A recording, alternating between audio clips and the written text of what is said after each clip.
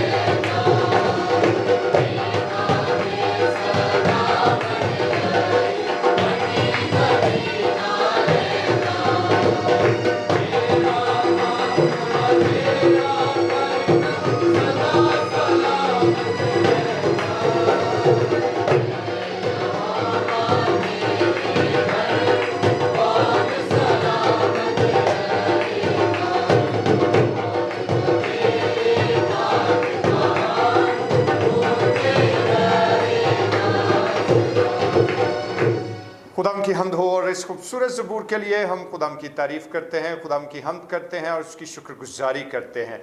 और मेरे भाई और मेरी बहनों, अब वक्त है कि हम खुदाम के बुजुर्ग कलाम की तरफ अपनी तवज्जो लगाएं। और आज हम अपनी रहनुमाई के लिए खुदाम के बरहक कलाम में से देखेंगे मुकद्दस पौलुस रसूल का फिलिपियों की कलीसिया के नाम तहरीर किया गया ख़त, उसका पहला बाब और उसकी 6ठी आयत। और खुदाम के कलाम में लिखा है, और मुझे इस बात का भरोसा है कि जिसने तुम में नेक काम शुरू किया है वो उसे यीशु मसीह के दिन तक पूरा कर देगा। खुदाम के कलाम के पढ़े जाने पर उसकी बरकत हो। आमीन। आइए अपने सिरों को खुदाम के हुजूर झुकाएं और अपने ज़हन की तनवीर के लिए खुदाम के हुजूर मुल्तजी हों। आसमानी जलाली खुदावन, तेरा शुक्र, तेरी तारीफ़, तेरी हम्द हो। और आसमानी खुदा, इल्तिजा करना चाहते हैं कि तू अपनी हिकमत और दानाई से हमें शेयर कर, ताकि तेरे पाक कलाम पर गौर करें और खुदावन तुझे मुबारक कहें। यीशु के फाते नाम में आमीन। हालेलुया। दोस्तों, किसी शख्स ने एक बहुत बड़े मसीही मुफक्कर से पूछा कि आपके ख्याल में मसीहत क्या है? क्या ये फौरी तौर पर एक तब्दीली का नाम है या इससे हटकर ये कुछ है? तो मुफक्कर ने बड़ा खूबसूरत जवाब दिया। उसने उस शख्स को कहा कि आपके घर में कोई नौमौलूद बच्चा तो आपने देखा होगा। शख्स बोला कि जी हाँ, बिल्कुल देखा है। उसने कहा कि आपने उस बच्चे को रोज़ बरोज़ बढ़ते भी देखा होगा। उसने कहा बिल्कुल देखा है। तो उस मुफक्कर ने जवाब दिया कि मसीहत में होना और मसीहत में बढ़ना भी हकीकत में एक नौमौलूद बच्चे की तरह है कि जब एक नौमौलूद बच्चा जो माँ की गोद से उतरकर पाँव चलने की कोशिश करता है तो इसी लम्हे में वो कई दफ़ा गिरता भी है, कई दफ़ा संभलता है और फिर धीरे धीरे वो इस डेली प्रोसेस को अडॉप्ट किए हुए एक रोज़ साबित कदमों के साथ चलना सीख जाता है।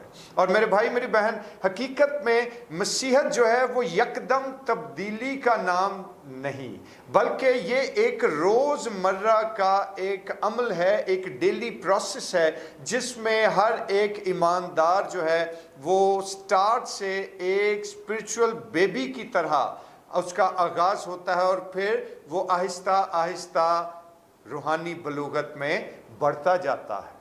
और आज जिस वक्त हम खुदावंद के बुजुर्ग कलाम को समझने की कोशिश करें और अपने दिन का आगाज़ खुदावंद के बुजुर्ग कलाम के हवाले से करने की कोशिश कर रहे हैं तो याद रखें कि हकीकत में कई दफ़ा क्या होता है कि जब हम इस स्पिरिचुअल बेबी के तौर पर खुदावंद के कलाम के मुआफिक चलना शुरू करते हैं तो कई दफ़ा इब्लीस हम पर हावी होने की कोशिश भी करेगा, वो गिराता भी है, आजमाइशों में मुब्तला करता है। लेकिन इस बात से आपने घबराना नहीं है, क्योंकि याद रखिए कि खुदावंद आपके साथ है। और बहुत दफ़ा ये भी होता है कि जब एक नौ मुरीद ईमानदार को आजमाइशों का सामना करना पड़ता है तो वो घबरा जाता है और फिर क्या होता है कि इसका एक संगीन नतीजा निकलता है।